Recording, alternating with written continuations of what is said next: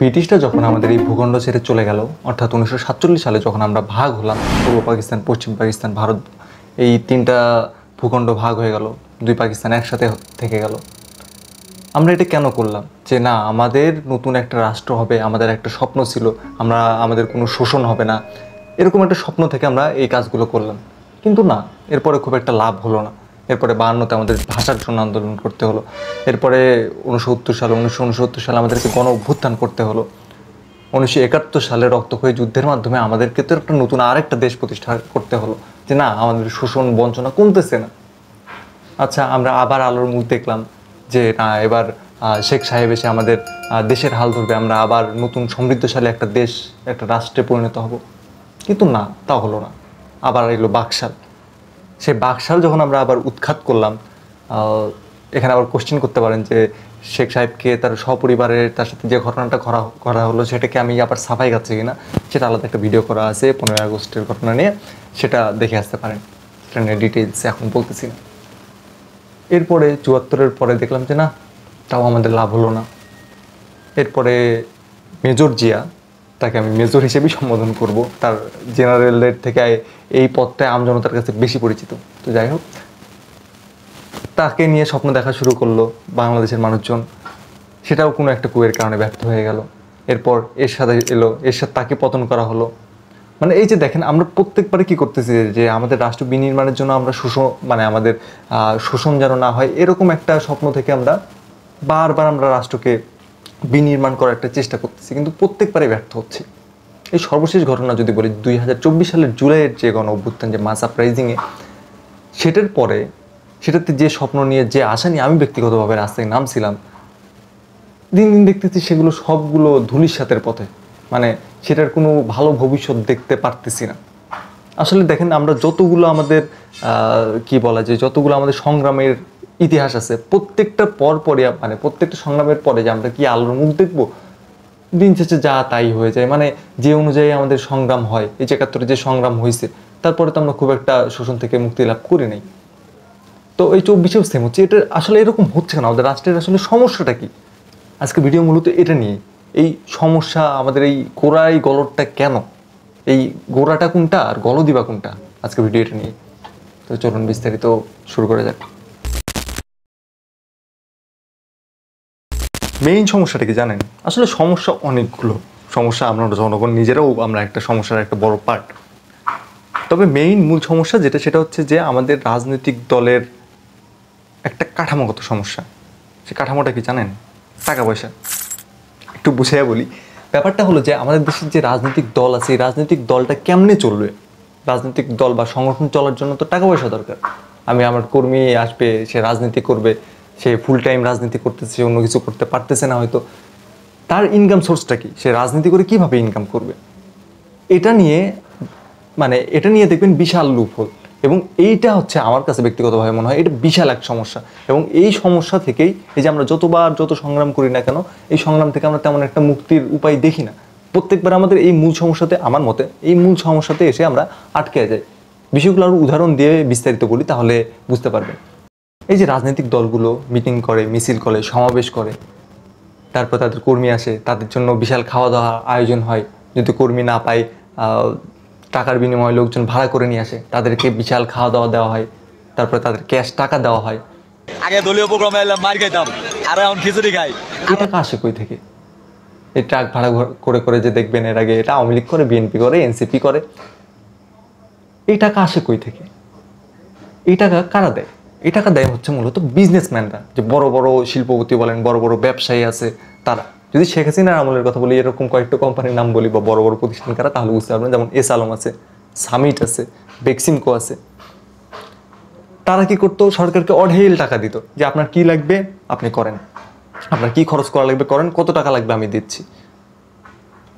একটা কোম্পানি, একটা গোষ্ঠী কি এমনি এমনি টাকা দিবে একটা রাজনৈতিক দলকে, যে আপনার কত টাকা লাগে আপনি নেন? তাদের অবশ্যই কোনো একটা ফায়দা থাকবে। সে ফায়দাটা কি? তাদের কোম্পানিকে কিভাবে আরও লাভজনক করা যায়। আসলে কোম্পানির কথা বলার থেকে আরও স্পেসিফিকভাবে বললে হয় যে তারা কিভাবে ব্যক্তিগতভাবে আরও লাভ করতে পারবে। এস আলম কী করছে? হাজার হাজার কোটি টাকা দেশ থেকে পাচার করে দিছে। সামিটও তাই করছে। সামিটের মালিক তো এখন সিঙ্গাপুরের বিলিয়নিয়ার। বাংলাদেশের নাগরিক, যদিও মানে নাগরিকত্ব ত্যাগ করে ফেলছে এখন, তিনি সিঙ্গাপুরের বিলিয়নিয়ার। এই টাকা তিনি কোথায় পাইছে? এই যে গভর্নমেন্টকে বলছে যে নেন, আমি আপনাকে 100 কোটি টাকা দিলাম, আপনি দলের কাজে লাগান। কিন্তু এই 100 কোটি টাকা দেওয়ার মাধ্যমে যে আমি তার কাছ থেকে 1000 কোটি টাকা বা আরো বল, মানে এত কম অ্যামাউন্ট না, 1 লক্ষ কোটি টাকা বা 1 লক্ষ কোটি ডলার, তাহলে হয়তো বলা ঠিক থাকবে বা তাও কম হতে পারে, সেই টাকাটা আমি লুটে পুটে নিয়ে যাচ্ছি। মানে আমি সরকারকে বলতেছি তোমার কি মিছিল মিটিং কি করা লাগবে, যত দলের তোমার ফান্ড আছে সেই সবগুলো টাকা আমি দিচ্ছি, তুমি আমাকে সুবিধা দাও।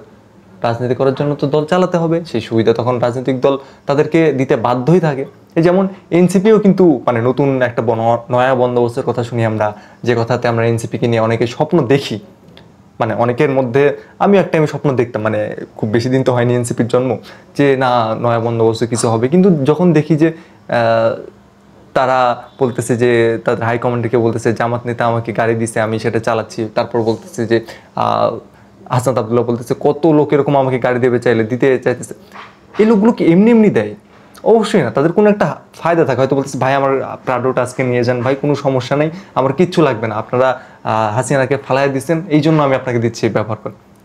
না, এত সহজ না বিষয়গুলো, তাদের অবশ্যই কোনো না কোনো ফায়দা থাকে, মানে ফায়দার উদ্দেশ্যে তারা এটা করে। এখন কি করে সেটা এখন মানে কিভাবে তারা সেটা উসুল করবে সেটা তাদের বিজনেস মাইন্ড, আরও বড় মাইন্ড, আমার মতো ছোটো মাথা না, তারা এটা ঠিকই কোনো একটা লুফল বের করে সুবিধাটা আদায় করে নিতে পারবে।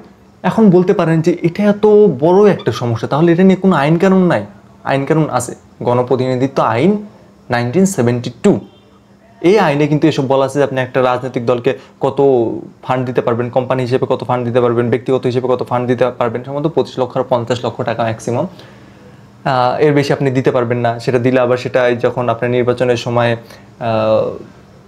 রাজনৈতিক দল হিসেবে আপনার ইসিতে অর্থাৎ ইলেকশন কমিশনে সেটা জমা দিতে হবে যে আমার রাজনৈতিক দল হিসেবে আমার আয় কত, আমার ব্যয় কত, এসব।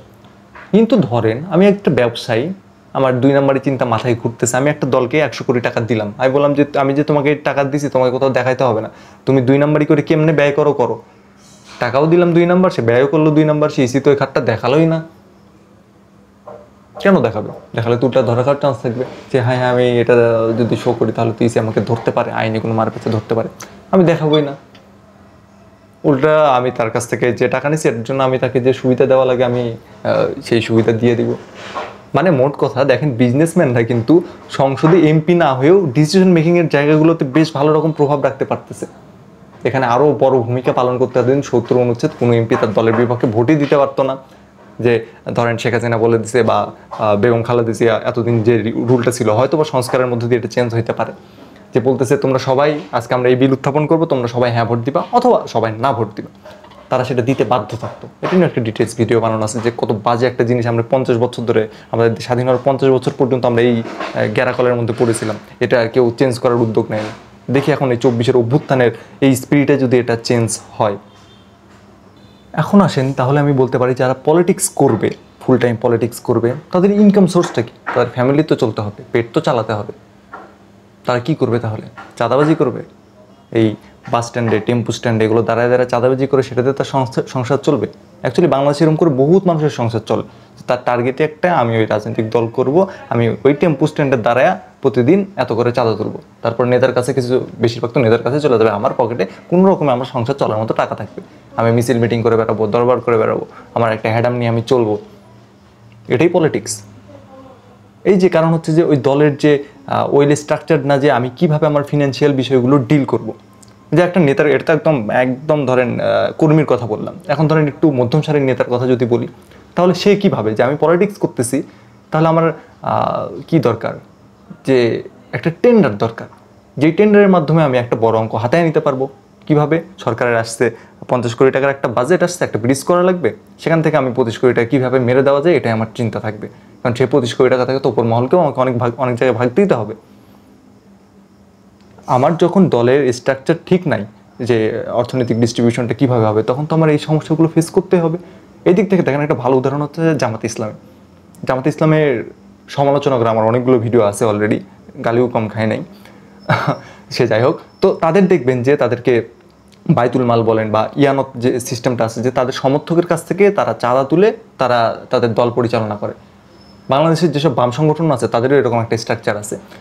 তো জামাত ইসলামী আমার কাছে মনে হয় যে তারা কম্পারেটিভলি বেশি সফল এই দিক থেকে, কারণ তারা তাদের টাকা পয়সা নিয়ে তাদের দলের একজন কর্মীকে চাঁদাবাজি করতে হয় না। বা আরও যদি কথা বলি যে এই যে গত 15 বছরে তাদের যত কর্মী বলেন, সমর্থক বলেন, সদস্য বলেন, সাথী বলেন বা রকুন বলেন, যারা কোনো মামলায় আদালতে ধরেন জেলে ছিল, তাদেরকে যত আইনি সহায়তা দেওয়ার প্রয়োজন হচ্ছে, যত টাকা লাগছে, তাদের ফ্যামিলি চলার জন্য যত খরচাপাতি লাগছে, সবগুলো জামাত সাংগঠনিকভাবে পে করছে।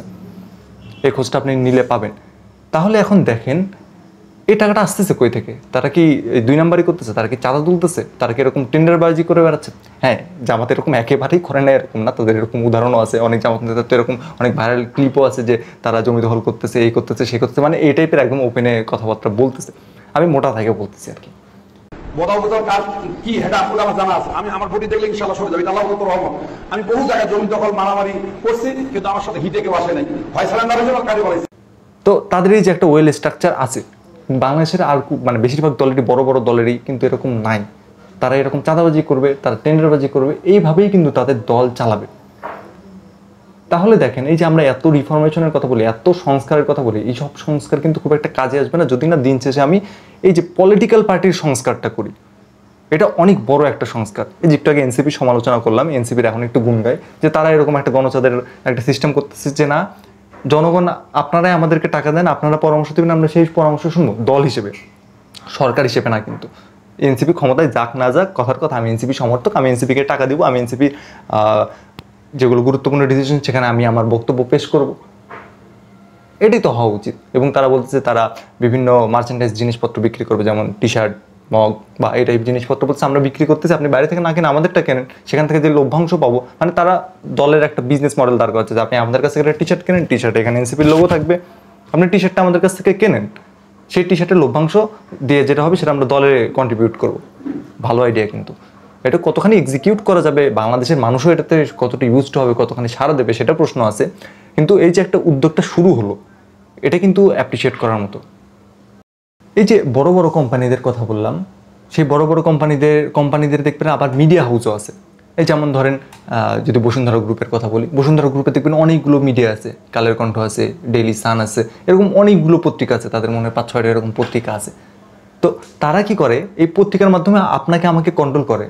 শুনতে একটু হাস্যকর লাগতেছে না? আপনি দুটো ভিডিও রেফারেন্স দিচ্ছি, আমি অলরেডি আপলোড করে রাখছি, যে মিডিয়া কীভাবে আমাদেরকে কন্ট্রোল করে, যে আমি যে ডিসিশনগুলো নেই, বিশেষ করে যে পলিটিক্যাল ডিসিশনগুলো নেই, ইভেন পলিটিক্যাল না, পলিটিক্যাল যা আছে সব কিছুই আমাদের মিডিয়ার বা আমাদের মিডিয়া জগতেই কন্ট্রোল করে আমাদেরকে। যে আমি একটা পোশাক কিনবো, অমুক শার্টটা দেখবো, আচ্ছা আমি একটু অনলাইনে সার্চ করি কোনটা আগে আসতেছে, কার এসিও ভালো আছে, সেগুলো আমার হোম পেজে প্রথমে আসতেছে। মানে মোট কথা আমি মৌলিকভাবে এই ডিসিশনটা নিচ্ছি না আমি কাকে ভোট দিব, আমি কাকে, যদি আমি এরকম গোরামি না হয় যে আমার ফ্যামিলি বিএনপি সাপোর্ট করছে বা আমার ফ্যামিলি আওয়ামী লীগ সাপোর্ট করছে, সেই পৈতৃক সূত্রে আমিও বিএনপি বা আওয়ামী লীগ, সেটা ভিন্ন বিষয়। যদি আমি চিন্তাভাবনা করেও করতে চাই, তাহলে চিন্তাভাবনাটা এই মিডিয়া জগৎকে বাইপাস করে করাটা খুবই টাফ বাংলাদেশে না, পুরো বিশ্বে এরকম। অবশ্যই এই বিষয়গুলো দিন দিন আরও কি বলা যায় যে আরও অনেক রেস্ট্রিক্টেড হয়ে যাচ্ছে আপনার চিন্তাভাবনার জগৎটা। তো এই যে মিডিয়াগুলো তখন কি করে, আপনার মাঝখানে বিভিন্ন রকমের পুশ করা শুরু করে যে আপনি এইভাবে ভাবেন, এই তথ্য দেয়, আপনাকে ম্যানুপুলেট করতে থাকে, আপনার চিন্তাও ম্যানুপুলেট হতে থাকে, যে মিডিয়া আমাদেরকে কীভাবে কন্ট্রোল করে। তারপরে প্রথম আলোর ভণ্ডামি, আমার দেশ পত্রিকার ভণ্ডামি, এইসব নিয়ে আলাদা আলাদা ভিডিও বানানো আছে, এই সবগুলো দেখতে পারেন। তাহলে হয়তো যে ওই যে বললাম যে মিডিয়াকে বাইপাস করে যায় চিন্তা ভাবনা করার ক্ষমতা হয় একটু হয়তো বৃদ্ধি পাবে। আমি যে খুব ভালো করতে পারি এরকম আমি দাবি করতেছি না, তবে ভিডিওগুলো দেখতে পারেন, হয়তো বা কাজে লাগবে। তো ভিডিও শেষে যেটা বলবো যে এই পলিটিক্যাল সংস্কারগুলো নিয়েও আমাদের আলাপ তোলা দরকার। এই 6-7টা সংস্কার কমিশন করে দিছে, যদিও তার মধ্যে শিক্ষার মতো গুরুত্বপূর্ণ বিষয় নাই। আর পরবর্তী পলিটিক্যাল গভর্নমেন্ট এসে সেগুলো নিয়ে কতটুকু কনসার্ন হবে এটা জানি না আমি। কারণ কনসার্ন, আমি যদি একটা পলিটিক্যাল পার্টি হই এবং আমার মাথার মধ্যে যদি 2 নম্বরই চিন্তা থাকে, তাহলে আমি চিন্তা করবো যে আমার দেশের জনগণ মূর্খ থাক, তাহলে তো আমার লাভ। তারা আমাকে অবসায়নের জন্য বা তারা প্রশ্ন করার ক্ষমতা হারাবে, তারা চিন্তা ভাবনা করার ক্ষমতা হারাবে, তারা আমাকে নিয়ে কোশ্চেন কম তুলবে। এটা তো আমার ক্ষমতায় টিকে থাকার জন্য খুব ভালো একটা উপকরণ, আমি তো এটাই চাইবো। তো পরবর্তী পলিটিক্যাল গভর্নমেন্টগুলো কীভাবে ডিল করবে আমি জানি না, তবে খুব আমি একটা যে অপটিমিস্টিক থাকবো, মানে সে থাকারও খুব একটা ভরসা পাই না আসলে। চারদিকে যা দেখতেছি, যে ওই তো একটু আগে যেটা বললাম যে আশা আকাঙ্ক্ষা নিয়ে রাস্তায় নামছিলাম জুলাই, সেটা খালি অর্জনটা এরকমই হয়েছে যে আগের থেকে একটু বাকস্বাধীনতা বাড়ছে, সেটা আবার দিন দিন হয়তো মানে দেখতেছি গ্র্যাজুয়ালি আবার কমতে হচ্ছে, এটা কতখানি কমবে সেটাও দেখার বিষয়। আর মোটা দাগে হাসিনাকে ফালাই দিলাম, এটা একটা বড় অর্জন হয়তো, কিন্তু সিস্টেমটা কতখানি চেঞ্জ হয়েছে, কতখানি চেঞ্জ হবে, এটা নিয়ে খুব একটা আশাবাদী এখন পর্যন্ত হতে পারতেছি না। আপনাদের ব্যক্তিগত মতামত কি বা আপনারা কি ভাবতেছেন এটা নিয়ে কমেন্টে জানাতে পারেন। আমি দলের সেক্রেটারি, সমস্ত আগাম গুগাম করার দায়িত্ব আমার।